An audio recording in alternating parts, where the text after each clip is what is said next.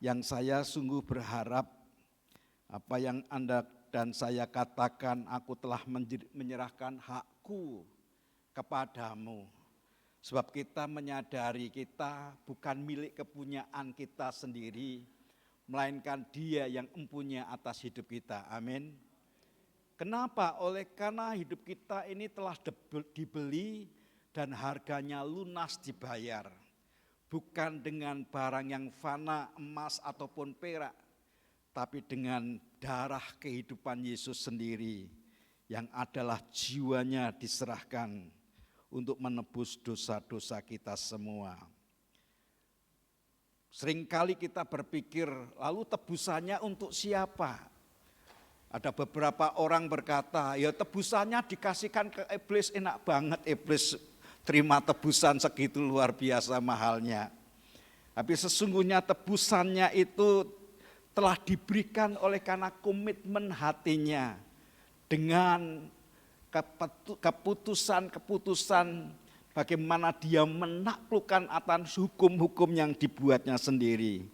Dan itulah yang membuat kita menyadari bahwa hukum itu tidak tumpul ke atas dan tajam ke bawah, melainkan juga tajam ke atas, yaitu pada dirinya sendiri. Sebagaimana dia berkata bahwa pedang itu bermata dua, bisa nusuk di dalam yang menggunakan, bahkan menusuk keluar buat musuh-musuhnya, dalam arti membentuk setiap pribadi kita sesuai dengan rancangannya sendiri. Hari ini saya mengajak kita semua untuk mengenali sebuah heater spiritual. Yang kalau saya katakan heater spiritual itu sebuah ukuran sebagai sebuah evaluasi bagi masing-masing kita. Alkitab menunjukkan kepada kita bahwa tanda-tanda ini menyertai orang-orang percaya. Tanda-tanda apa saudara? Tanda-tanda ini menyertai orang percaya. Dan banyak orang suka terhadap ayat yang selanjutnya, yaitu mereka akan mengusir setan-setan demi namaku. Mereka akan berbicara dalam bahasa-bahasa baru bagi mereka. Dan bahkan Alkitab menunjukkan mereka akan memegang ular, dan sekalipun mereka minum racun maut, mereka tidak akan mendapat celaka. Mereka akan meletakkan tangannya atas orang sakit dan orang itu akan sembuh. Memang itu yang menjadi pengharapan kita, kerinduan kita. Di mana setan ora doyan, demit ora dulit, tuyul rak mecungul, saudara ya. Tetapi dimulai dengan sebuah tanda menurut saya.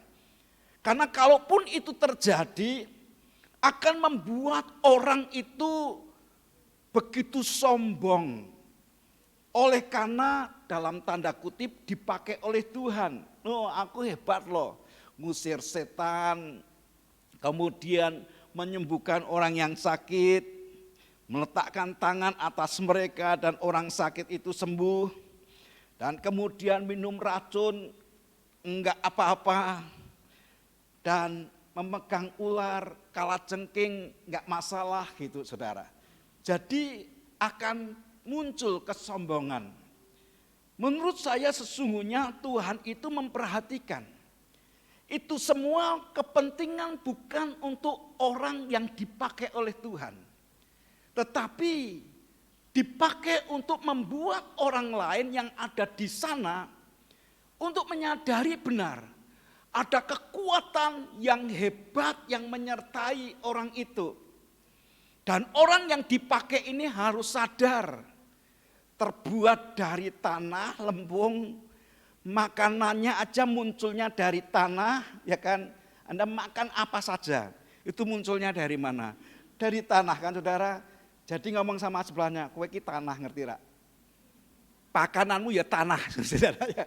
Kalau Anda berkata, enggak, aku barusan makan daging, ya daging itu dari mana? Dibuat dari tanah kan saudara ya. Tetapi kesombongan yang luar biasa, seolah-olah dia itu dari langit adanya. Muncul dari langit dan membuat orang itu angkuh luar biasa. Sadari bahwa kita ini berasal dari lempung, dari tanah. Dan kemudian makanannya ini terbuat dari tanah. Dan selanjutnya nanti kita akan kembali kepada tanah. Tanya sebelahnya, janjane kowe kembali kemana? Coba ayo, kembali kemana? Kan tubuh ini akan kembali kepada tanah lagi, saudara ya. Kecuali Anda sadar, ada sesuatu investasi kekal yang diberikan oleh Tuhan kepada masing-masing kita. Dan itu bukan milik Anda dan saya. Itu milik kepunyaan siapa, saudara? Tuhan. Maka setiap kali ada orang pelayanan kematian yang dari tanah kembali kepada tanah, yang dari Tuhan kembali kepada Tuhan. Dan disitulah yang membuat kita sadar, ternyata bahkan pada saat kita lahir kita tidak bisa apa-apa. Dan pada saat kita pulang tidak bisa apa-apa. Iso ngubur awake dhewe, saudara. Enggak bisa, kita butuh orang lain untuk mengubur akan diri kita. Nah disitulah yang kemudian kita harus sadar, tanda-tanda apa sebenarnya. Kalau kita pergi di jalan-jalan, maka ada tanda lampu lalu lintas. Kalau merah apa, saudara? Tenane. Ora nyelonong tambah banter, saudara ya. Ya direm, harusnya direm, tapi kebablasan Bu, daripada kebablasan disan ini kan gitu, saudara ya. Kan sering kali kayak gitu. Kalau kuning apa? Pelan, harusnya, saudara, tapi pada kenceng, saudara ya. Kalau hijau okelah jalan gitu. Cuma kadang-kadang kita lupa. Saya nggak tahu lupa atau memang matanya bermasalah. Kalau mata bermasalahan kan warnanya podo kabeh itu. Abang gitu, saudara. Atau ijo. Jadi enggak peduli abang, enggak peduli kuning, enggak peduli ijo, saudara. Nyelonong aja gitu. Sehingga ya kita diprit polisi, trit gitu. Begitu diprit sama polisi, wah ngacau. Marah-marah. Dasar polisi motor duitan. Loh ora ngono, saudara. Karena sesungguhnya kan tidak diserahkan kepada polisi itu, kita harus bayar di bank. Dan itu yang seringkali kita tidak menyadari. Kalau ada pecoret, sengaja parkir di situ. Pecoret itu apa namanya? Dilarang parkir kan jelas ya, jelas semua kan ngerti. Anak-anak pada tahu kok, saudara ya. Tapi sengaja parkir di situ gitu ya. Untuk apa? Cari perhatian gitu. Perhatian. Kalau estoret dilarang stop kan di situ nggak boleh, tapi malah stop gitu. Karena kadang-kadang kita tidak peduli terhadap tanda-tanda itu, sehingga kadang-kadang kita tidak peduli bahkan dengan tubuh kita. Tahu mulai bersin-bersin, kalau bersin-bersin itu tandanya apa? Mau flu kan gitu, saudara. Itu kan sebenarnya itu kan tanda kan, saudara, mau flu. Kemudian lemes-lemes sidik gitu ya. Ya ora apa-apa, itu kan tanda karena kecapean, kelelahan. Tubuh ini perlu diistirahatkan juga kan, saudara, supaya tubuh kita ini bisa kuat kembali, sehat kembali. Dan kadang-kadang kita tidak peduli akan itu. Kadang-kadang sudah mulai gatal-gatal gitu ya di tenggorokannya itu, kemudian kita batuk-batuk, kok rasanya kok enggak enak ya. Sebenarnya itu kan tanda kan, peringatan. Ya sudah, istirahat dulu. Waktunya libur, istirahat gitu, saudara. Karena memang Tuhan aja ada waktu istirahat kan, saudara. Sabat kan, sehingga kita mengenali waktunya Tuhan istirahat. Kita seringkali juga lupa bahwa pada saat kita menguap gitu ya. Nguap itu nguap sekali sih mungkin ya kurang oksigen. Tapi kalau mulai menguap terus, matanya mulai 5 watt, apa yang terjadi? Nah ngantuk itu, udahlah menepi, nyetirnya istirahat dulu. Enggak usah, kita harus bablas. Nabrak malahan saudara, wong ngantuk. Ya kalau ngantuk ya sudah istirahatkan gitu. Entah 5-10 menit dengan kepala tertunduk gitu, sehingga oksigen naik ke otak kita dan seger kembali, nyetir lagi. Banyak orang yang di jalan sana bawa mobil sudah ngantuk, dibablaske. Teman saya orang Jogja ini, bukan orang Semarang kok nek tersinggung. Jadi orang Jogja ini dia memang sedang ngurusi mobil-mobil omnya. Suatu hari dia dengar dari Jogja salah satu bus yang ditumpangi sama supirnya itu, dibawa supirnya itu macet di Alas Roban sana. Tengah malam saudara. Lalu dia dengar langsung dia setir keluar, mau tilii kenapa itu. Dalam keadaan ngantuk. Anehnya sampai di Pring Surat Jambu, dia enggak sadar muter saudara, balik lagi ke Jogja. Dan kemudian sampai di Jogja dia berkata, loh aku kok tekan kene ya. Dia berkata, itu waktu itu ngantuk berat. Cuma karena ngantuk berat mungkin diganti setir sama malaikat, sayang sama orang itu. Jangan nekat saudara, toh malaikat jaga saya, jangan gitu saudara ya. Ini kan waktu yang spesial buat dia. Dia berkata, saya sampai enggak sadar pulang balik ke Pakuning Ratan, berhenti di situ. Dan kemudian loh, kok aku sampai di sini lagi? Kan aku mau menuju ke suatu tempat di mana supir saya mengalami seperti ini. Kalau sudah ngantuk, sudah istirahat. Nah kadang-kadang kita tidak melihat tanda-tanda itu, tidak memperhatikan tanda-tanda itu. Kalau mulai makan lidahnya pahit gitu, rasanya ora enak, nah itu kan tanda-tanda. Kenapa enggak cek ke dokter gitu ya. Lengok ke sana dan kemudian perhatikan, kan bisa menggunakan BPJS. Apa mungkin ada yang belum punya BPJS? Angkat tangan. Selesaikan bersama-sama saudara ya. Paling tidak kontrol lah. Nah, tapi kemudian itu kan secara fisik, itu kan secara tubuh. Lalu bagaimana dengan hidup kita? Pada saat mulai yang namanya marah-marah. Bukan karena tanggal tua marah-marah saudara. Memang ada yang tanggal tua marah-marah karena duitnya sudah habis saudara ya. Tapi kemarahan yang tidak punya alasan dan kemudian nimbul suatu masalah yang baru. Yang kemudian omelan-omelan bahkan mulai tidak suka doa, tidak suka baca firman. Itu tanda-tanda. Ingat Tuhan berkata bahwa manusia hidup bukan oleh karena roti saja, melainkan setiap perkataan firman yang keluar dari mulut Allah. Kalau orang sudah mulai lemes, nggak suka berdoa, nggak suka baca firman, itu tanda-tanda orang itu sedang mengalami sakit. Kalau sehari, 2 hari, 3 hari, sebulan udah mulai sekarat itu, ya kan? Sebentar lagi innalillahi wa innalillahi rojiun. Secara spiritual, saudara, secara roh. Nah kalau kita nggak makan firman, lalu bagaimana roh kita bisa tumbuh? Anak-anak sekolah minggu aja diajarin. Kalau mau tumbuh gimana? Baca kitab suci, doa setiap hari, doa setiap hari, doa setiap hari. Baca kitab suci, doa setiap hari kalau mau tumbuh katanya. Katanya kenapa? Ya kata orang karena tidak dipraktekin saudara.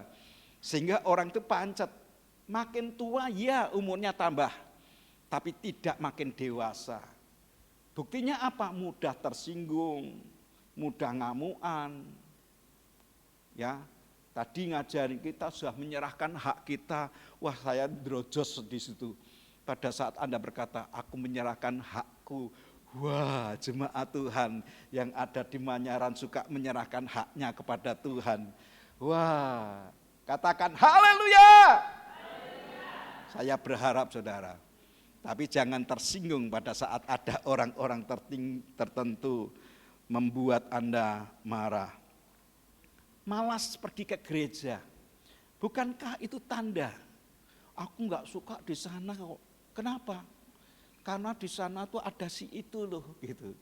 Loh nanti ke sana juga ada si itu juga loh saudara. Satu hari ada seorang ibu, dia datang kepada pendetanya dan berkata, Pak Pendeta, ini hari terakhir saya ke gereja. Kenapa? Saya tuh malas di gereja Bapak itu. Kenapa? Perhatikan jemaat Bapak.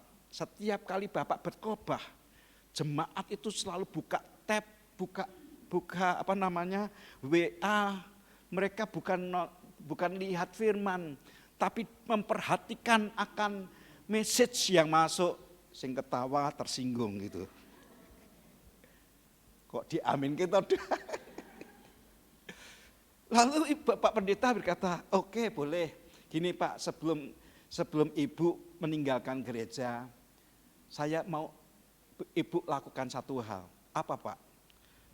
Dia bawa gelas, diisi penuh dengan air, dan kemudian dia bilang, Ibu tolong muterin gedung ini 2 kali saja. Maksudnya apa Pak? Ya pokoknya lakukan aja. Dia dengan hati-hati bawa air itu supaya tidak tumpah. Kemudian puterin gedung, dia ketemu dengan banyak orang tapi dia memperhatikan. Karena mandat Pak Pendeta membawa air ini supaya tidak tumpah. Apa yang terjadi? Sampai di depan Bapak Pendeta sudah menyelesaikan putar 2 kali dan kemudian Bu, bagaimana? Bisa tumpah enggak? Enggak tumpah Bu, Pak ini buktinya masih penuh. Wah Ibu hebat. Kenapa kira-kira kok tidak tumpah? Ya saya memperhatikan air itu yang ada di gelas dengan hati-hati. Ibu tidak lihat tukang cukur di situ, tidak. Ibu tidak melihat orang yang sedang bergosip, tidak. Kenapa? Karena saya memperhatikan air yang ada. Kalau tumpah kan gak enak sama Pak Pendeta. Anda tahu? Lalu dia berkata, Ibu kenapa air itu tidak tumpah? Karena Ibu hanya memperhatikan air itu supaya tidak tumpah. Lalu Bapak Pendeta ini berkata, kenapa Ibu datang ke gereja melihat orang lain? Coba perhatikan Tuhan yang ada dalam hatimu dan Dia bekerja di dalam hidupmu. Bukankah engkau hidup bergerak untuk Dia? Perhatikan matamu tertuju atas pribadi Tuhan. Ngomong sama sebelahnya, mulane jangan tersinggung. Perhatikan Tuhan saja. Orang mau lakukan apa terserah. Pokoknya konsentrasi kita hanya kepada Tuhan saja. Amin saudara. Jangan sampai fokus kita dirubah. Fokus kita hanya pribadi Tuhan. Nah hari ini saya ajak kita semua lihat, perhatikan tanda. Di dalam kitab Amsal pasalnya yang keempat, ayat yang ke-23. Karena saya perhatikan paling tidak sumbernya itu hanya 2. Yaitu pertama adalah pikiran kita. Karena pikiran itu yang akan mengdrive atau menggerakkan segala sesuatu dalam hidup kita. Segala sesuatu yang di luar sana itu bisa ditepis. Bahkan Tuhan mampu untuk menudunginya.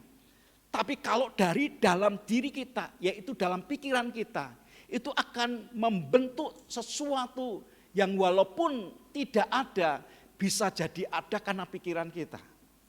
Tetapi yang kedua adalah sumbernya itu ada pada hati kita. Maka seorang hamba Tuhan, dia raja di atas segala raja. Sorry, bukan Yesus ya. Dia seorang raja yang begitu kaya. Yang bahkan hikmatnya Alkitab mengatakan, ini ungkapan Yesus. Sebelum dia dan setelah dia tidak ada orang yang memiliki kekayaan dan hikmat seperti dia. Dan orang ini dia berkata, Amsal pasal 4 ayat yang ke-23, jagalah hatimu dengan segala kewaspadaan. Karena dari situlah, apa saudara? Terpancar kehidupan. kehidupan itu apa? Tubuh kita ini sebenarnya menunjukkan sebuah tanda kehidupan. Maka enggak heran kita selalu sibuk potong rambut. Baru kemarin kita sudah potong lagi. Lalu kuku kita, betul enggak? Kuku kita mengalami pertumbuhan. Dari ujung kaki sampai ujung kepala ini, saudara. Ini mengalami pertumbuhan. Karena itu adalah menunjukkan sebuah kehidupan. Katakan, aku ini hidup, maka aku bertumbuh. Amin, saudara. Dan hal yang Tuhan ingin tunjukkan kepada kita, untuk kita perhatikan itu adalah hati. Jagalah hatimu dengan kewaspadaan, karena dari situlah terpancar kehidupan.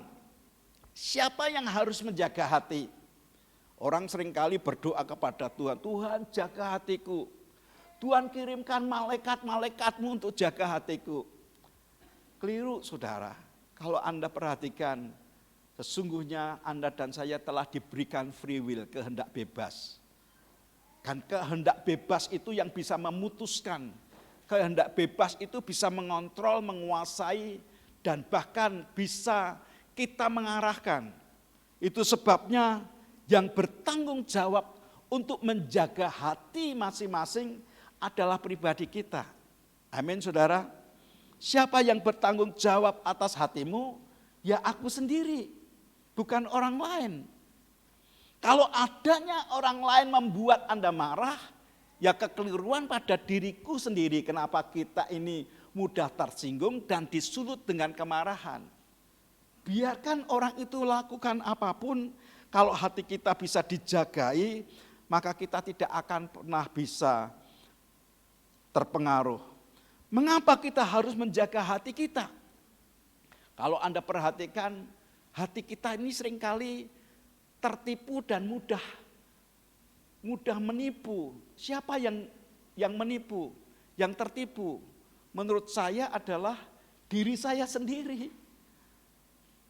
Orang lain itu mungkin hanya terdampak, tapi saya sendiri yang seringkali ditipu dan menipu diri kita sendiri. Itulah sebabnya kita ini perlu mengontrol, memperhatikan. Alkitab menunjukkan kepada kita bagaimana kita menjaga hati kita. Diingatkan oleh Tuhan, kita ini buatan Allah, diciptakan dalam Kristus Yesus, untuk melakukan perbuatan-perbuatan yang baik yang telah disediakan oleh Allah. Ia mau supaya kita hidup di dalamnya. Itu terdapat dalam Efesus pasal yang kedua ayat yang ke-10. Segala sesuatu perbuatan yang baik, inilah yang dirindukan, yang diharapkan. Kenapa Tuhan menciptakan Anda dan saya. Bahkan terkadang perbuatan-perbuatan baik kita membuat orang lain tidak suka, membuat orang lain tersinggung, membuat orang lain itu seperti diajak kompetisi, padahal bukan bermaksud itu. Setiap pribadi harus menyadari bahwa kita ini buatan Allah, diciptakan dalam Kristus Yesus untuk melakukan perbuatan yang baik. Ada beberapa hal yang wajib, harus, dan kudu diperhatikan dalam kehidupan kita. Diwaspadai untuk supaya kita ini tetap ada dalam hiter berbuat baik. Ibrani pasal yang ketiga ayat yang ke-12. Lihat bersama-sama dengan saya Ibrani pasal 3 ayatnya yang ke-12. Alkitab berkata seperti ini, kita baca sama-sama. 2, 3.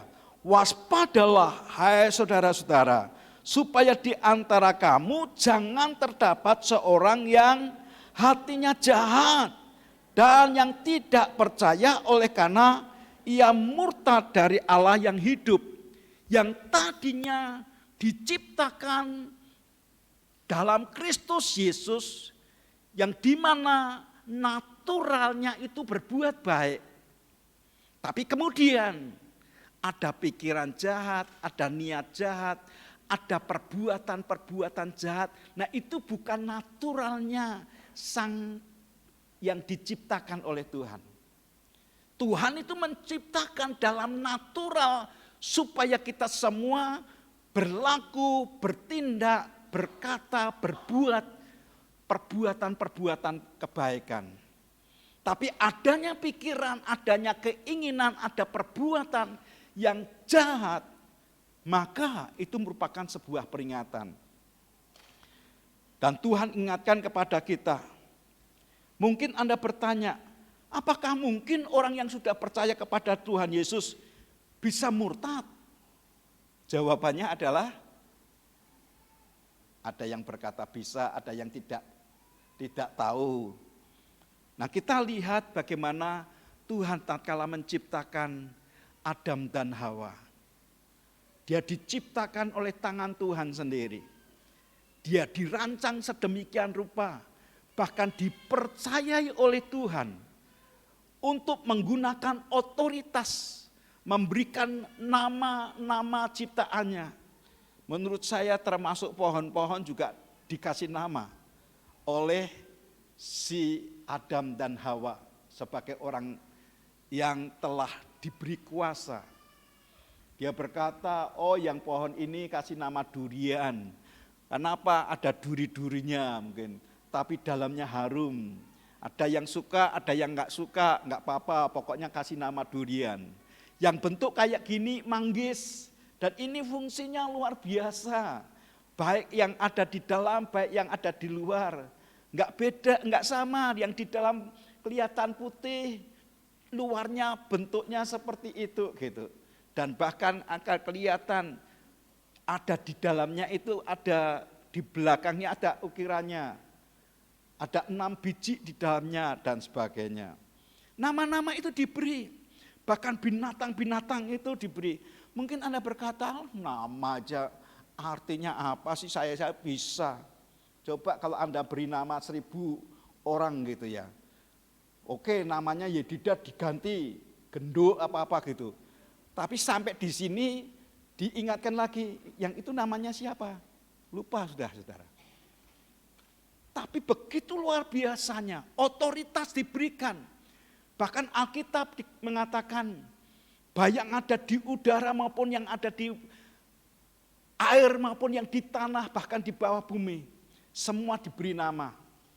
Yang rodok bergerak-gerak itu cacing, kok bisa dikasih nama cacing gitu ya. Padahal podo-podo geraknya ini ular. Bisa melihat ini cacing, ini ular. Kok bisa seperti itu? Saya percaya itu hikmat Tuhan yang memberikannya. Tapi walaupun dia punya kuasa yang luar biasa, yang Alkitab berkata segambar dengan Allah sendiri. Ngalami apa saudara? Jatuh dalam dosa. Karena apa? Ada tipu daya. Yang orang berkata itu kan iblis. Bukan iblisnya, karena memang dia adalah the master of liar. Dia adalah bapak si pembohong sejak awalnya. Tapi bagaimana si Adam dan Hawa ini bisa mengalami jatuh dan nurut atas perintahnya? Karena respon yang keliru, respon yang salah. Kata-kata yang membuat respon yang salah adalah tatkala tidak, sekali-kali tidak, kamu akan menjadi seperti Tuhan. Kan dikatakan seperti itu. Begitu dia berkata, dia tahu akan menjadi seperti Tuhan. Wah, muncul loh keinginan. Padahal dia sendiri sudah diciptakan serupa segambar dengan Tuhan. Dan disinilah yang menjadi peperangan yang luar biasa. Ingat saja saudara, bukan hanya Adam dan Hawa, oke, itu semua sudah berlalu. Kemudian ada sebuah bangsa yang besar yang dipilih oleh Tuhan. Bahkan oleh karenanya Tuhan memberikan firman kepada mereka. Orang berpikir diberi firman oleh Tuhan itu dianggap sepele. Itu bukan hanya sekedar firman tapi petunjuk kehidupan. Itu pengarah, itu guidance, katakan guidance. Yang membuat Anda dan saya seharusnya tidak mengalami kejatuhan karena ada guidance. Kecuali kadang-kadang Mbak Google itu saudara, kita sudah buat map, kemudian kita cari. Dan kemudian dengan nyetir kita ngikuti Mbak Google ngomong kiri kanan, dalam 100 meter belok kiri belok kanan. Dan kemudian kita ngikuti tiba-tiba gang buntu. Siapa yang pernah ngalami seperti itu? Menurut saya yang salah bukan Mbah Google-nya. Yang salah adalah saya yang setting. Sebab seringkali settingannya itu bukan sepeda motor, tapi settingannya mobil. Dan kemudian keliru. Ujung-ujungnya muter-muter rak karuan. Mestinya 40 meter ke kiri, diomongi kita tidak jalan dan tidak mengikutinya. Karena kita sudah masuk ke jalan yang berikutnya. Dan Mbak Google itu tetap menunjukkan jalan ke kanan, ke kiri, ke kanan. Sampai satu hari kami sekeluarga itu pergi ke Jogja. Memang lewat Klaten itu biasa sebenarnya kita lewati. Tapi kali itu karena lapar jadi kita cari makanan.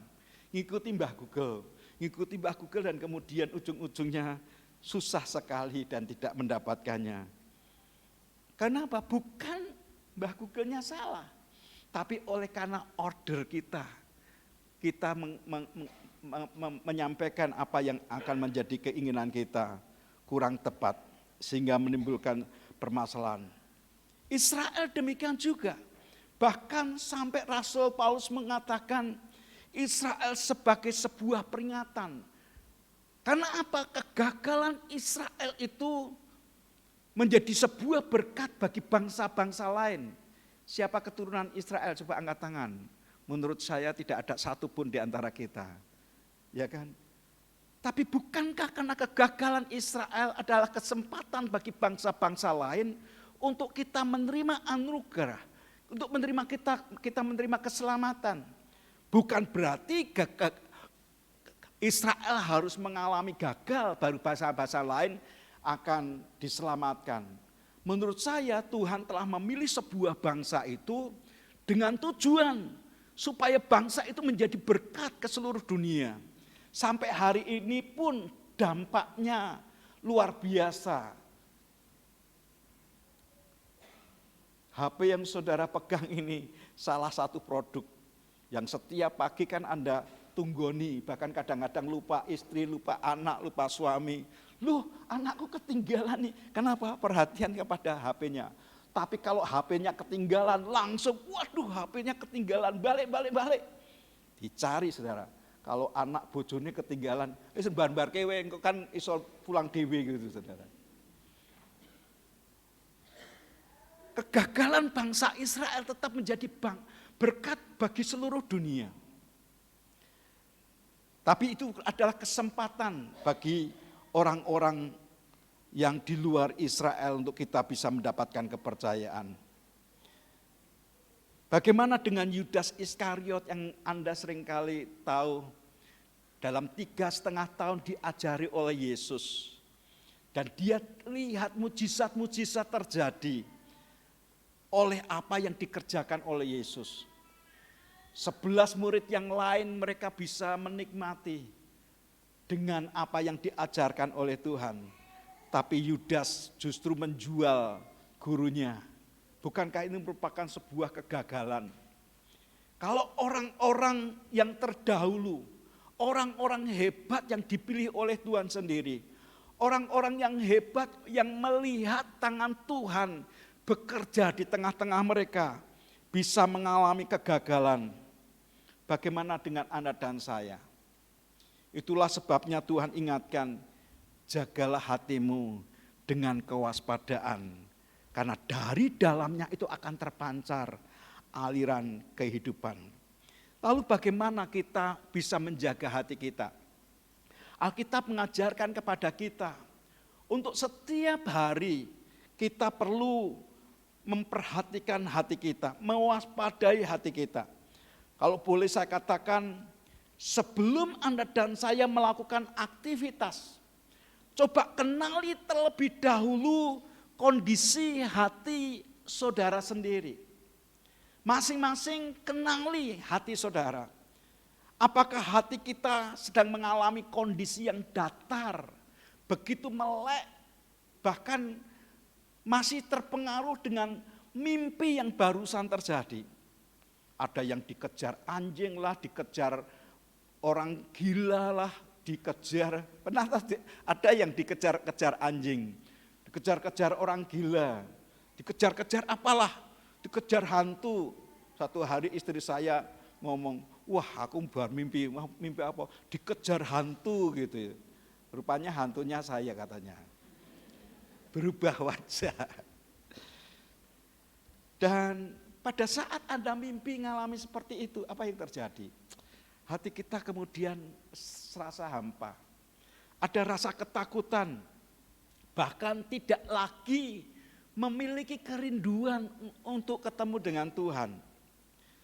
Pada saat seperti itu saudara, hendaklah kita memastikan diri kita masuk dalam hadirat Tuhan. Bagaimana kita masuk dalam hadirat Tuhan? Ingatkan kepada masing-masing diri kita. Yohanes pasal yang ke-7 ayat yang ke-38. Yohanes pasal yang ke-7 ayat yang ke-38. Alkitab menunjukkan kepada kita, barang siapa percaya kepadaku, seperti yang dikatakan oleh kitab suci, dari dalam hatinya akan mengalir aliran air hidup. Apa yang dimaksud saudara? Pada saat seperti itu, begitu kita bangun, apakah kita memiliki keyakinan penuh kepada kitab suci? Karena hanya orang yang percaya seperti yang dikatakan oleh kitab suci, dari dalamnya akan mengalir aliran air hidup. Kadang-kadang on, kadang-kadang off. Nah pada saat kondisi off, paksakan dirimu untuk memiliki keyakinan penuh. Karena Alkitab berkata, barang siapa percaya dalam hati maka dia dibenarkan, mengaku dengan mulut maka dia akan diselamatkan. Dalam kitab Roma pasal 10 dan ayat 9 dan 10. Kalau kita percaya dalam hati maka kita dibenarkan, mengaku dengan mulut maka kita diselamatkan. Perlu kita percaya dan memperkatakan, mendeklarasikan. Karena apa? Iman itu timbul dari pendengaran, dan pendengaran akan firman Kristus. Munculkan perkataan-perkataan firman yang Anda yakini. Karena banyak orang seringkali nggak peduli, yang penting bangun karena sudah kesiangan, masuk kamar mandi, ganti pakaian, berangkat. Dan tidak menyadari Tuhan yang berkata, tunggu sebentar, aku mau ngomong sama kamu. Saya pernah dimarahi orang tua saya. Kami membiasakan diri sebenarnya kalau orang tua ngomong, kita harus berdiri dan memperhatikan mata beliau. Tapi hari itu karena saking kemerungsungnya, terburu-buru, apa yang saya lakukan? Ya. Wah, membuat orang tua marah. Dilempar kayu saya, sampai saya jatuh. Nek diomongi wong tua kok kurang ajar, orang ngrungokke. Begitu ketangkap, bukan disembuhkan kakinya, jewer itu kupingnya. Dan kemudian dia omongin, nek wong tua ki ngomong, dengerin, perhatikan. Karena seperti halnya orang itu tidak peduli dengan orang lain. Tuhan mengingatkan kepada kita, kalau kita mau hatinya itu memancarkan aliran-aliran air kehidupan. Air kehidupan itu menyegarkan jiwa.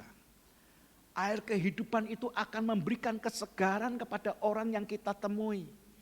Aliran kehidupan itu akan memampukan kita mendapatkan hikmat-hikmat baru pada saat kita ketemu dengan permasalahan di luar sana.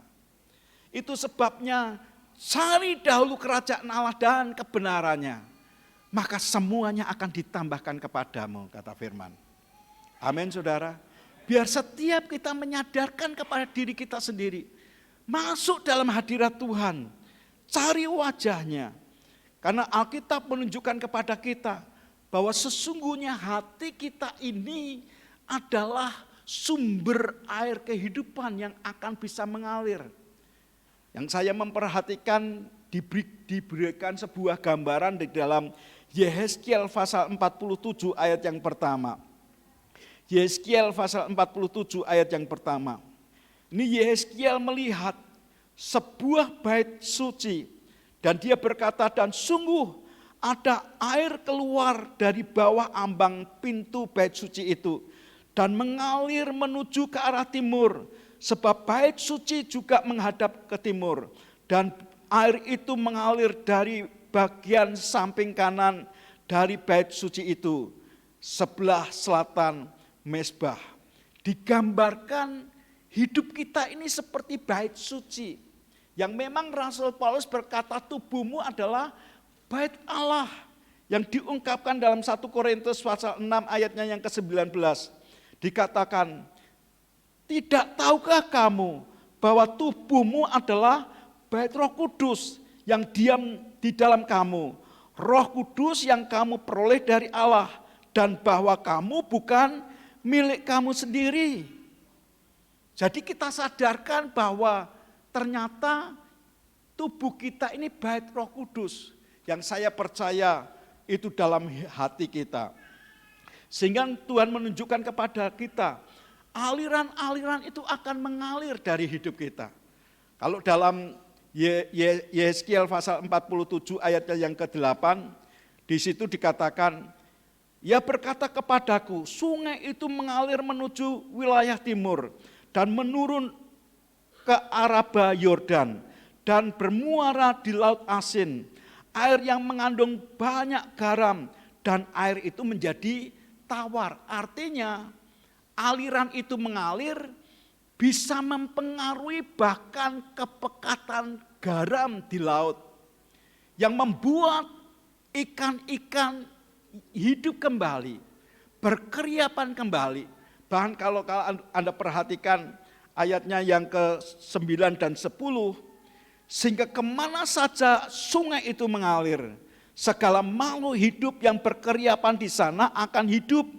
Ikan-ikan akan menjadi sangat banyak, sebab kemana saja air itu mengalir, itu sampai air laut di situ pun menjadi tawar. Dan kemana saja sungai itu mengalir, semuanya di sana hidup. Maka penangkap-penangkap ikan penuh sepanjang tepinya, mulai dari En-Gedi sampai ke Eglaim.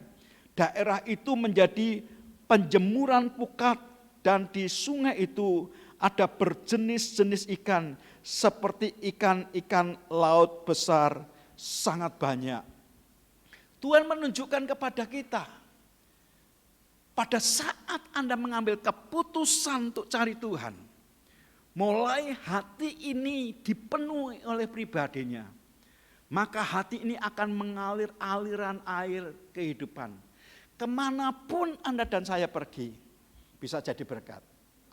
Orang yang tidak berdaya menjadi kuat. Orang yang tidak berpengharapan milik pengharapan yang lagi. Mereka akan mendapatkan kehidupan.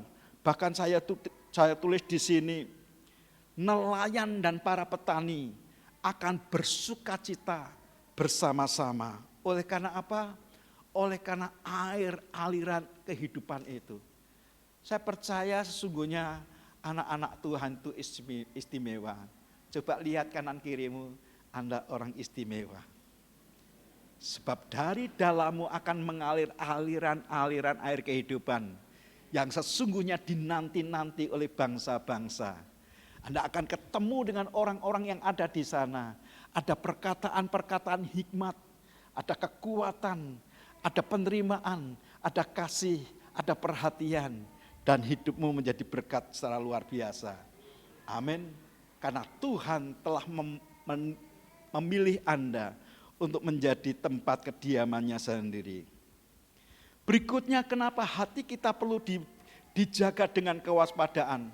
Karena hati kita itu seperti perbendaharaan. Matius pasalnya yang ke-15 ayat yang ke-11. Matius pasalnya yang ke-15 ayat yang ke-11 dikatakan, dengar dan camkanlah, bukan yang masuk ke dalam mulut yang menajiskan orang, melainkan apa saudara? Yang keluar dari mulut, itulah yang menajiskan orang. Kalau Anda perhatikan sesungguhnya yang dikatakan itu sumbernya di mana? Sumbernya ada di dalam hati kita.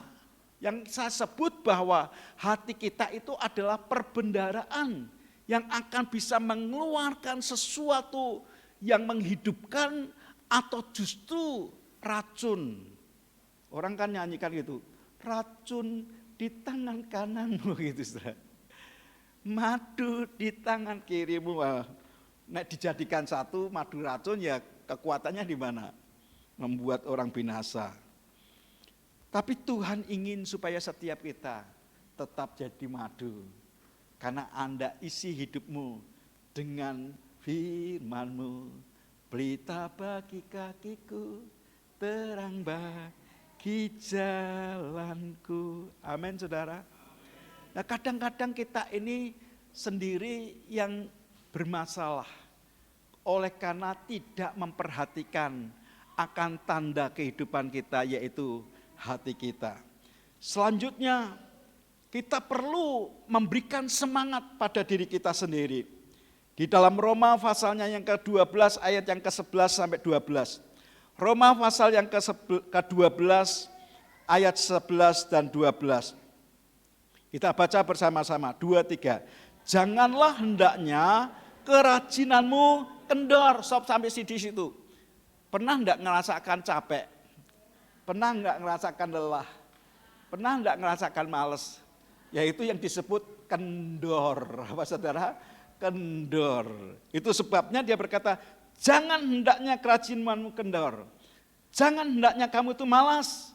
Janganlah hendaknya kamu itu mengalami tawar hati. Bisa enggak tawar hati? Itu sebabnya Tuhan ingatkan lagi, jangan hendaknya kerajinanmu kendor. Biarlah rohmu menyala-nyala dan layanilah Tuhan. Bersukacitalah dalam pengharapan, sabarlah dalam kesesakan, dan bertekunlah dalam doa. Banyak di antara kita jadi tawar hati oleh karena apa? Doanya enggak didengar-dengar seolah-olah. Padahal Tuhan tuh dengar gitu ya. Seperti orang yang sedang menggali harta yang terpendam. Tinggal 1 meter saja. Padahal dia sudah melewati mungkin kiloan meter. Dia dangir terus, dia keduk terus. Bentar lagi tinggal 1 meter lagi harta terpendam itu ada di situ. Kita sudah lemes, kita sudah tawar hati. Sudah sejauh ini aku melayani Tuhan, kok enggak ada apa-apanya.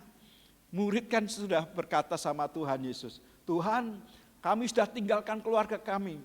Kami sudah tinggalkan akan pekerjaan kami. Ikut Engkau.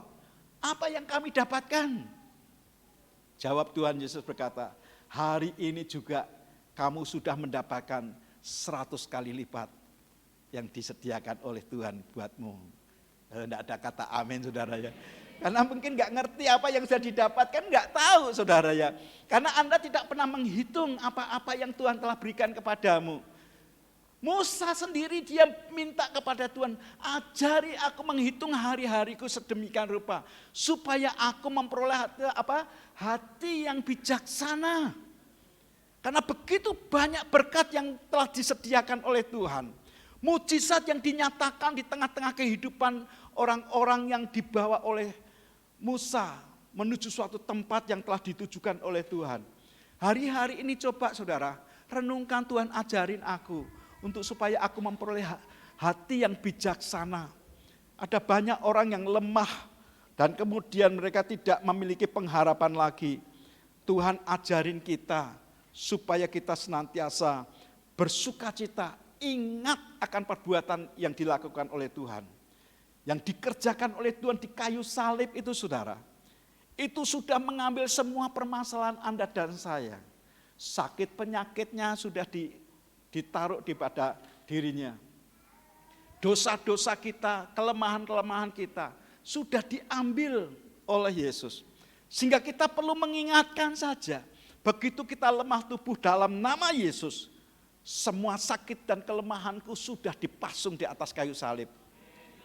Amin saudara. Kita serahkan kepada Dia.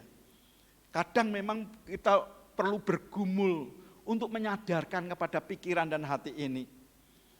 Padahal secara fakta sudah dikerjakan oleh Tuhan. Itu sebabnya kalau pagi kita sedang diajarin bagaimana kita berdoa mulai dengan ucapan syukur. Ucapan syukur kenapa? Yang pertama dosa-dosa kita sudah diampuni. Yang kedua semua kejahatan kita sudah dilupakan oleh Tuhan. Dosa semerah darah sudah dikuduskan menjadi putih seperti salju.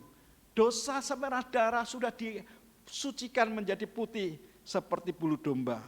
Tuhan ingin ajarkan kepada kita, ucapkan syukur.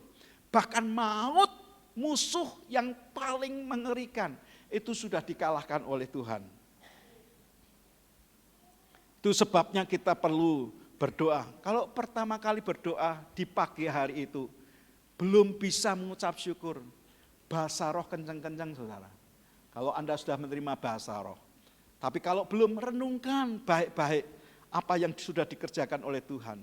Dia berjanji akan menyediakan setiap pagi baru.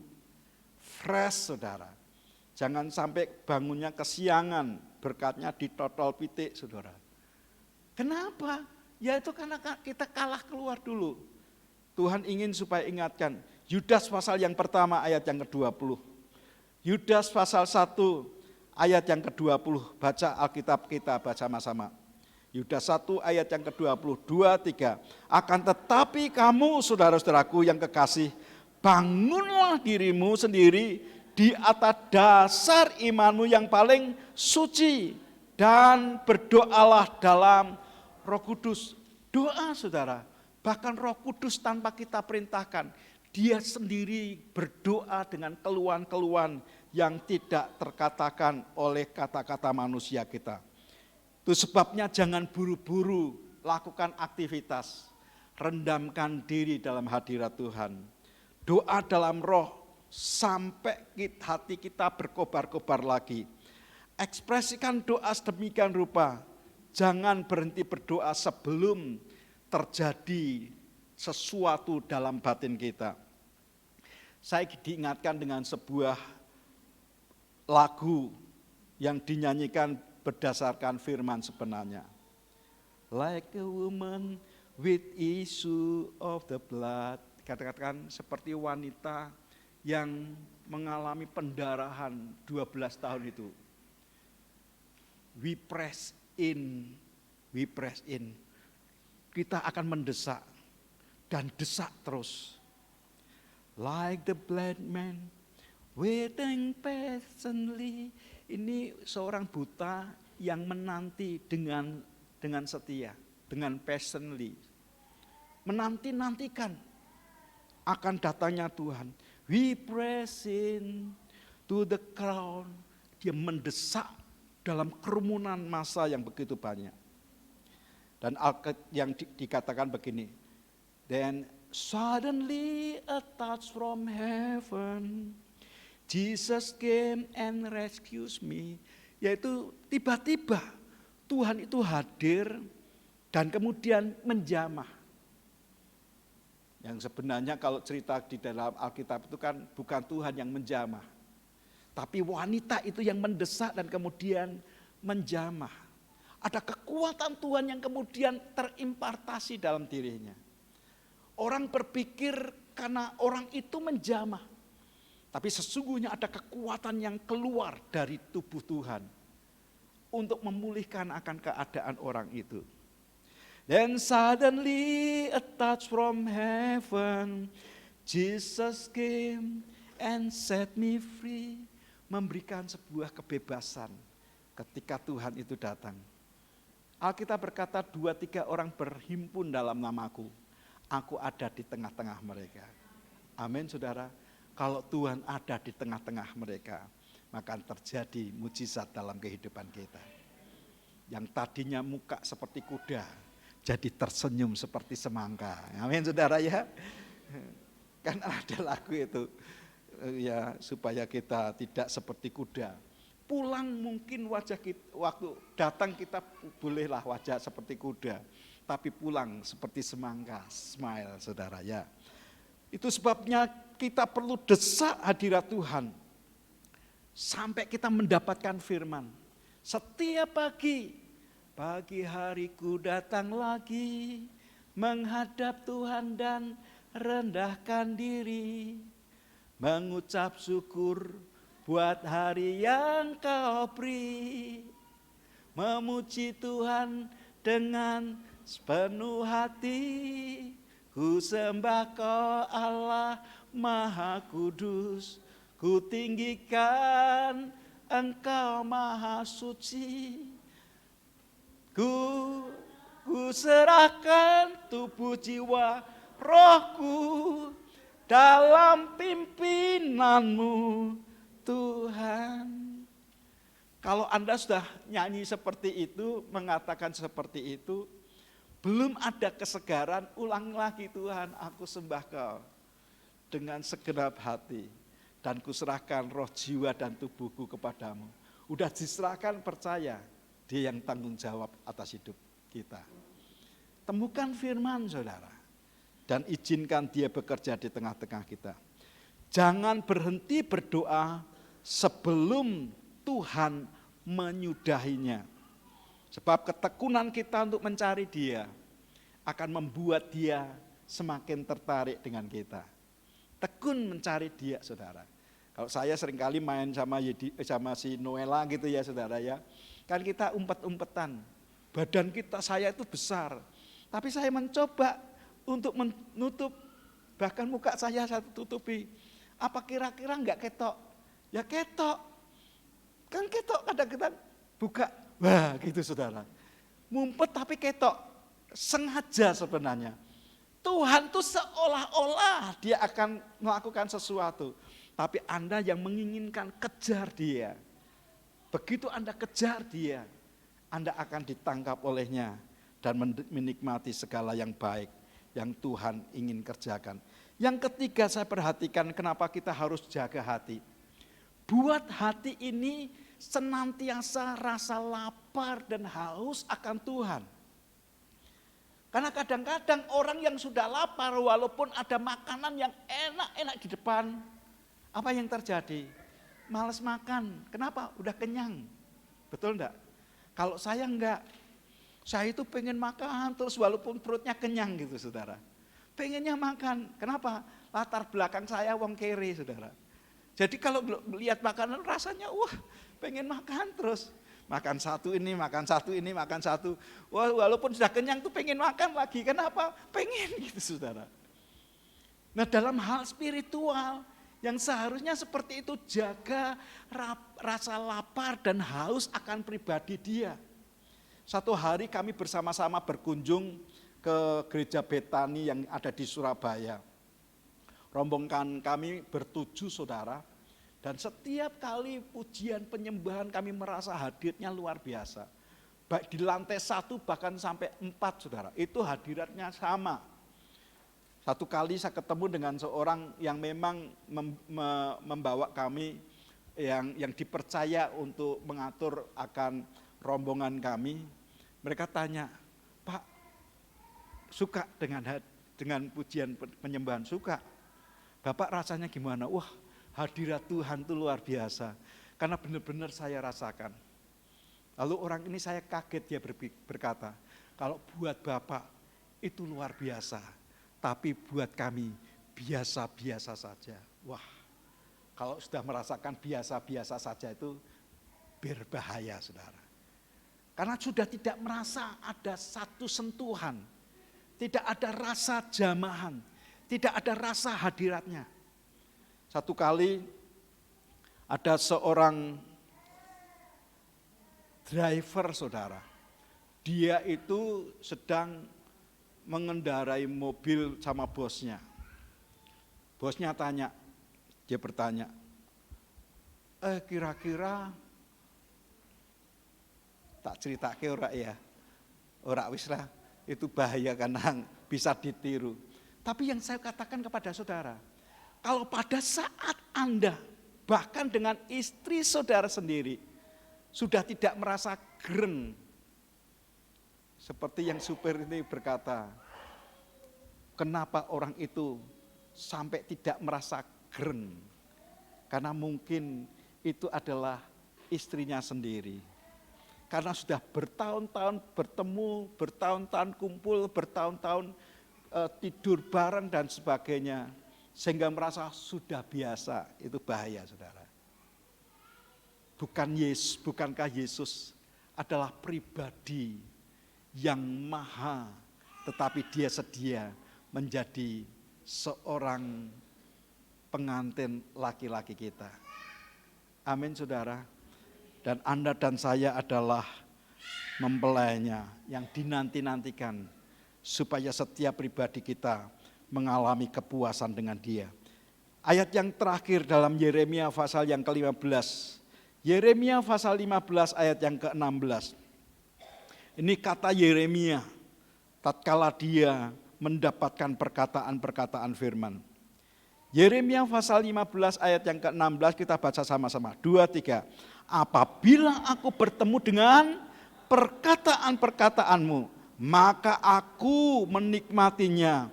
Firman-Mu itu menjadi kegirangan bagiku dan menjadi kesukaan hatiku. Sebab nama-Mu telah diserukan atasku, ya Tuhan Allah semesta alam. Buat Yeremia, perkataan-perkataan Tuhan itu adalah hadiratnya sendiri. Perkataan-perkataannya itu bisa dinikmati. Firman-Nya itu menjadi kegirangan. Dan itu menjadi kesukaan hatinya. Sehingga dia suka menyerukan perkataan-perkataan firman itu. Kalau sampai kita tidak mengalami seperti itu, coba jangan-jangan kita sudah kehilangan kasih mula-mula kita. Kita sudah kehilangan cinta mula-mula kita kepada Tuhan. Saya memberikan sebuah dorongan buat masing-masing kita. Ayat yang terakhir, ini terakhir sekali. 2 Timotius pasal yang ketiga ayat yang ke-16. 2 Timotius pasal yang ketiga ayat yang ke-16. Ini sebuah ungkapan yang disampaikan Rasul Paulus kepada anak didiknya. 2 Timotius pasal 3 ayat yang ke-16. Baca sama-sama. 2, 3. Segala tulisan yang diilhamkan Allah memang bermanfaat untuk mengajar, untuk menyatakan kesalahan, untuk memperbaiki kelakuan, dan untuk mendidik orang dalam kebenaran. Ibu bapak yang dikasihi Tuhan, kalau Anda baca akan ayat-ayat yang merupakan kunci kebahagiaan dalam hidup kita, maka sesungguhnya kalau kita menemukan perkataan-perkataan itu, akan terpancar aliran-aliran air kehidupan dari hidup kita. Sehingga kita memutuskan untuk mengungkapkan seperti Rasul Paulus berkata dalam Filipi pasal 3 ayat yang ke-7 sampai 11. Saya akan bacakan, Anda tidak perlu baca. Alkitab berkata, tetapi apa yang dahulu merupakan keuntungan bagiku, sekarang kuanggap rugi karena Kristus. Malahan segala sesuatu kuanggap rugi, karena pengenalan akan Kristus Yesus Tuhanku lebih mulia dari semuanya. Oleh karena dialah aku telah melepaskan semuanya itu dan menganggapnya sampah, supaya aku memperoleh Kristus dan berada dalam Dia, bukan dengan kebenaranku sendiri, karena ketaatan terhadap hukum Taurat, melainkan dengan kebenaran karena percaya kepada Kristus, yaitu kebenaran yang Allah anugerahkan berdasarkan kepercayaan.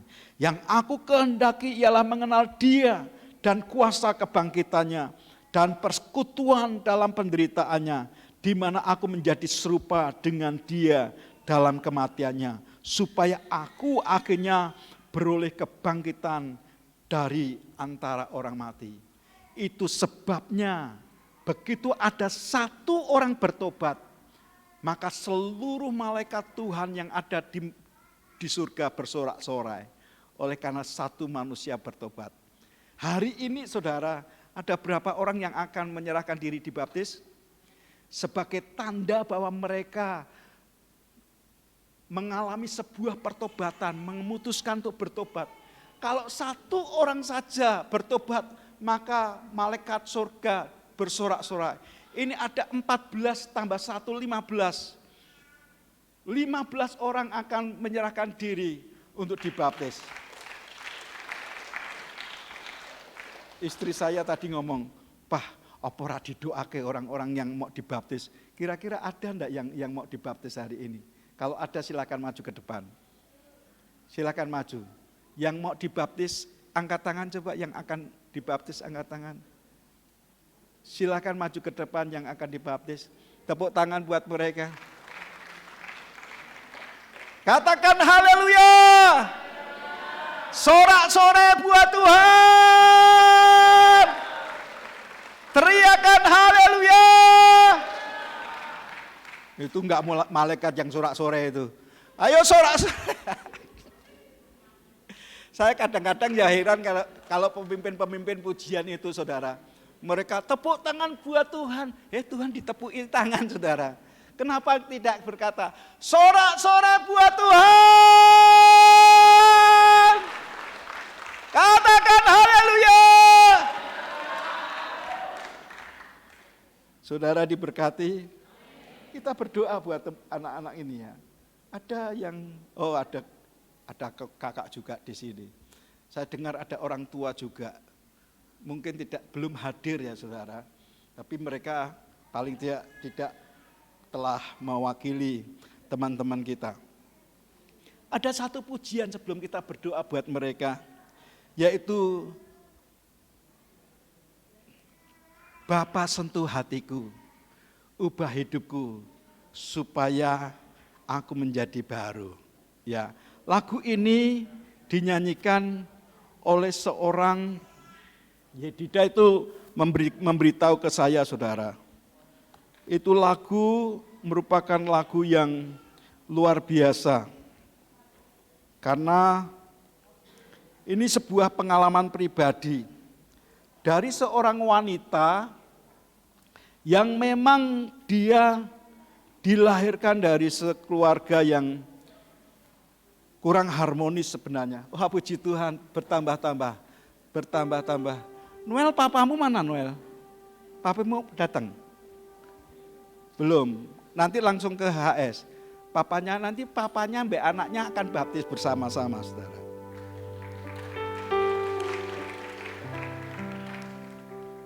Tuhan ingin supaya kita semua menyadari betul, tanpa sentuhan Tuhan, maka tidak akan terjadi sebuah pertobatan. Ini lagu dinyanyikan oleh Nikita Maria siapa? Yang jelas bukan Maria Goretti, tapi Maria siapa? Maria Sandy. Maria Sandy itu menceritakan bagaimana lagu ini ditulis oleh seorang penulis yang adalah sahabat yang menjadi pelaku. Orang ini dari kecil sebenarnya anak orang kaya. Tapi kemudian dia harus dipasung katanya. Bertahun-tahun dia dipasung dan dia marah banget karena dia diperkosa sama ayahnya sendiri. Lalu sahabatnya itu seringkali berkunjung, memberikan nasihat-nasihat untuk mengampuni.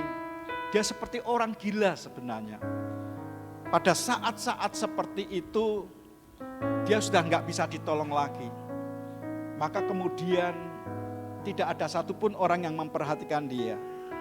Tapi satu hari, anak ini bisa menelpon sahabatnya. Kamu masih ingat aku? Sahabat ini langsung kaget. Loh, kamu kok bisa telepon? Iya, aku lepas dari pasungan katanya. Mungkin besinya karaten dan kemudian bisa lepas. Lalu dia berkata, aku pengen ketemu dengan kamu. Baik, silakan. Tapi sebelum ketemu, dia cerita bahwa dia akan bunuh ayahnya. Dia bergumul banget, sebab dia benci sama ayahnya.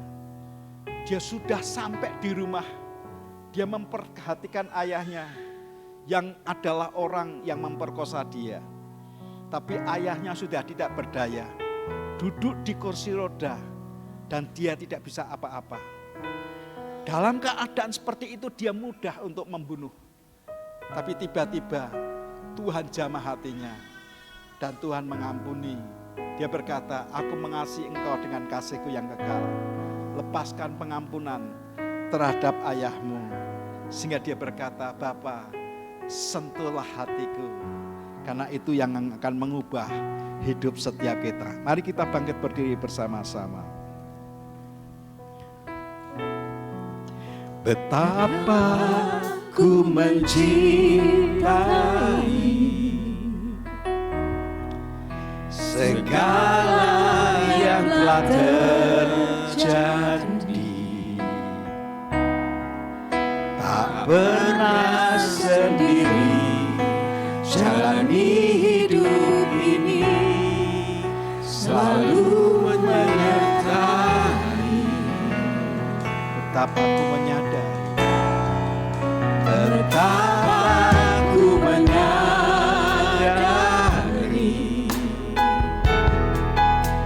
di dalam hidupku ini kau selalu memberi rancangan terbaik oleh karena kasih. Katakan berapa sempurna. Oh Bapa, sentuh hatiku, ubah hidupku menjadi yang baru.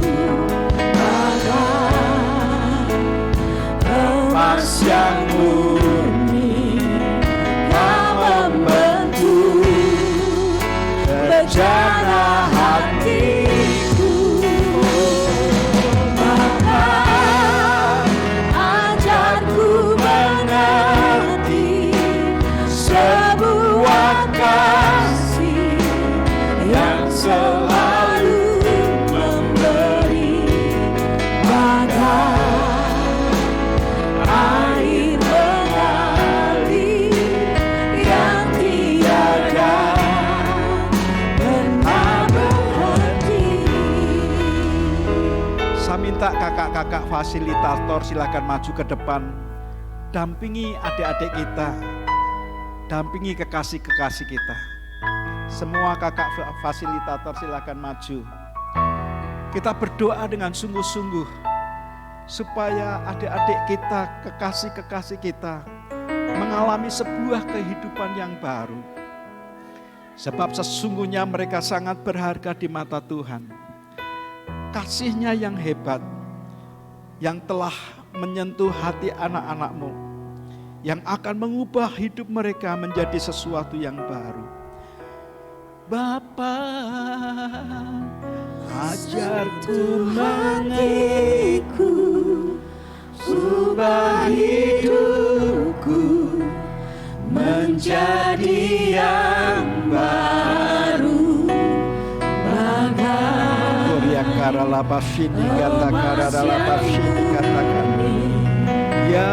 membentuk bejana hatiku. Bapa, ajarku mengerti sebuah kasih yang selalu memberi bagai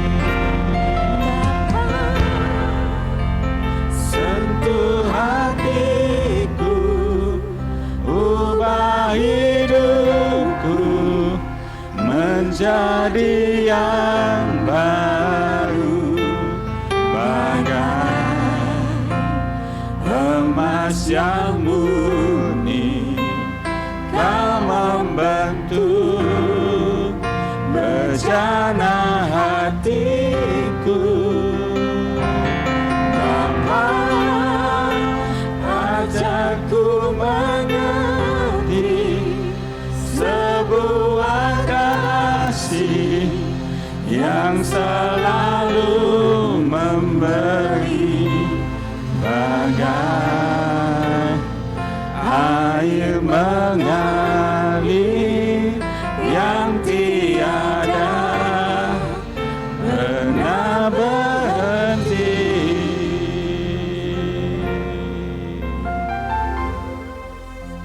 Tuhan, kami serahkan Tuhan anak-anak-Mu ini Tuhan, yang hari ini Tuhan akan menyerahkan dirinya untuk dibaptis Tuhan, sebagai pernyataan iman mereka Tuhan di hadapan-Mu dan di hadapan manusia Tuhan, bahwa mulai dari hari ini Tuhan mereka adalah milik kepunyaan-Mu, mereka adalah milik-Mu, mereka adalah murid-Mu Tuhan. Biar dunia tahu bahwa mereka adalah pengikut-pengikut-Mu Tuhan.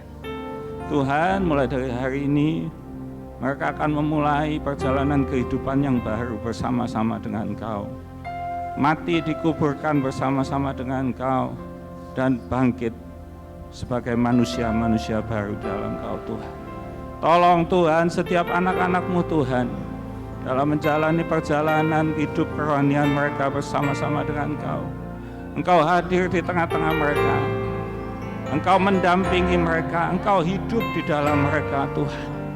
Tangan-Mu tidak pernah lepas dari hidup mereka Tuhan, selalu ada bersama-sama dengan mereka dalam segala keadaan, dalam segala situasi, dalam segala hal apapun juga.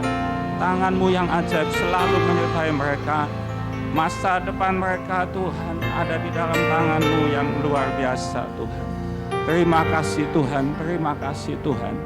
Kami serahkan Tuhan anak-anak ini Tuhan dalam tangan-Mu. Hanya di dalam nama Tuhan Yesus kami berdoa dan kami bersyukur. Haleluya. Amin. Silakan adik-adik duduk kembali. Menjadi yang baru, bagai emas yang murni, yang membentuk lejana hatiku.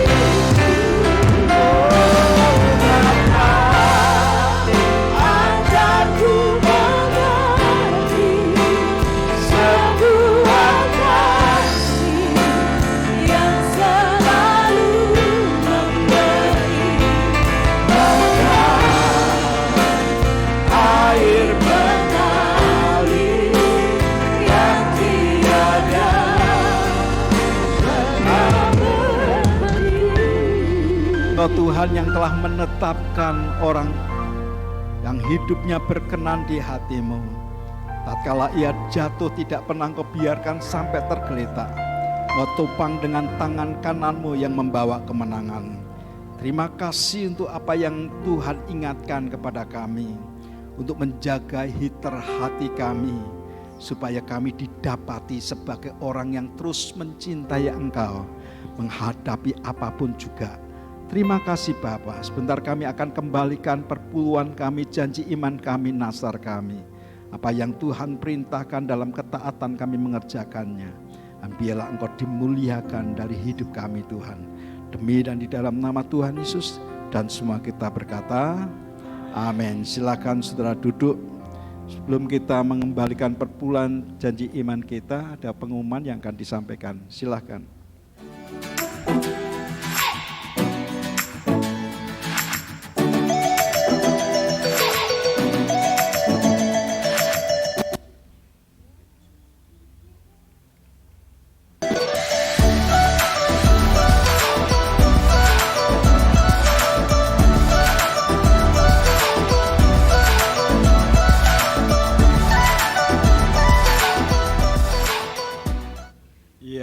Saudara doakan hari ini kita akan bersama-sama menyaksikan baptisan buat anak-anak, adik-adik kita dan juga ada orang dewasa yang telah menyerahkan hidupnya kepada Tuhan di Holy Studium nanti jam 11 setelah ibadah.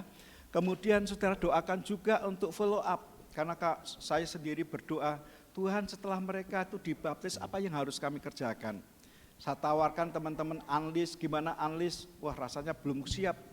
Karena 22 orang yang akan dibimbing mereka perlu ada ada masuk kelas yang baru lagi dan kemudian Pak Heru tak tanya, Pak kira-kira dibuat apa? Bikin aja MK kecil, jadi nanti para fasilitator tetap mendampingi akan adik-adik ya, bisa membimbing mereka dalam MPP, MK, supaya tentukan waktunya, supaya dibuat bersama-sama dan kita tolong mereka supaya mereka mengenal Tuhan. Karena bukan hanya membaptis Tuhan perintahkan, tapi ajar mereka untuk melakukan. Sebelum Anda mengajar, pasti Anda ngalami dulu gitu saudara ya. Kalau Anda belum mengalami, ya apa yang diajarkan kan gitu. Jadi semua kita harus praktek firman, hidupi firman, supaya kita bisa cakap mengajar orang lain. Baik, itu saja yang saya sampaikan. Saudara juga doa pagi itu perlu saudara. Kalau Anda sendiri belum bisa membangun manusia batin saudara, gabung dengan doa pagi kita, sebab di situ ada ajaran-ajaran yang akan dibagikan. Saya sengaja minta Bapak Profesor saya saudara, beliau adalah Dr. Stefanus Karnadi untuk mengajar kami dan supaya kita mendapatkan arahan yang lebih baik. Setiap hari Kamis juga merupakan doa kita ibadah bersama-sama untuk kita mendedikasikan setiap hidup kita senantiasa kepada Tuhan. Mari kita kembalikan akan persembahan kita kepada Tuhan.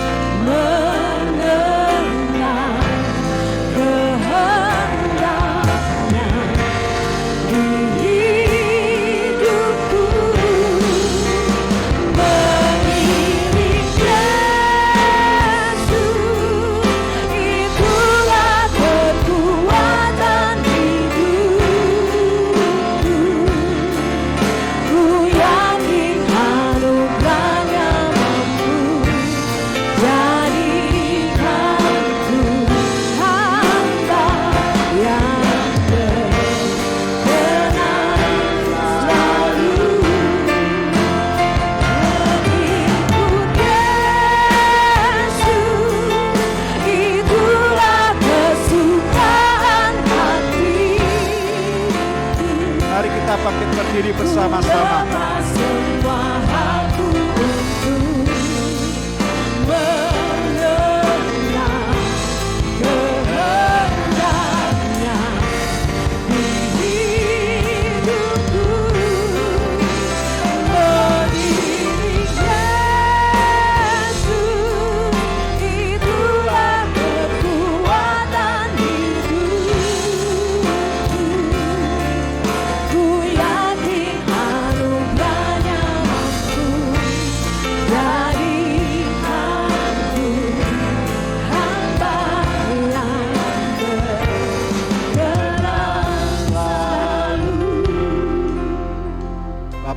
Bawa yang menjadi hak-Mu, baik perpuluhan, janji iman, nasar, dan apa yang Tuhan perintahkan, kami melepaskan semua hak kami dan menaruhkannya di hadapan mezbah-Mu.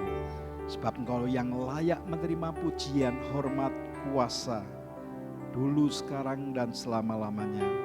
Perpuluhan, janji iman, nasar, dan apa yang Tuhan perintahkan dari persembahan ini, Engkau Tuhan yang memberkati, Engkau Tuhan yang melipat gandakannya, Engkau Tuhan yang memberikan hikmat buat setiap pengelola yang ada. Tidak ada satu rupiah pun lepas dengan sia-sia, semua untuk kepujian dan kelebaran kerajaan Tuhan sendiri. Terima kasih Bapa. Sebentar kami akan pulang dalam anugerah Tuhan. Saudara angkat tanganmu, pulanglah dengan membawa berkat yang terbaik yang dikerjakan oleh Bapa dalam anugerah putranya Yesus Kristus Tuhan dan penyertaan Roh Kudus yang memampukan engkau menyelesaikan hari-hari bersama dengan Tuhan dengan penuh kemenangan Sebab dia rindu engkau menjadi lebih daripada pemenang. Rohnya diberikan kepadamu, kekuatannya diimpartasikan kepadamu, membuat engkau berhasil dan beruntung. Demi dan di dalam nama Tuhan Yesus, dan semua kita yang diberkati berkata, amin. Selamat hari Minggu, Tuhan Yesus memberkati.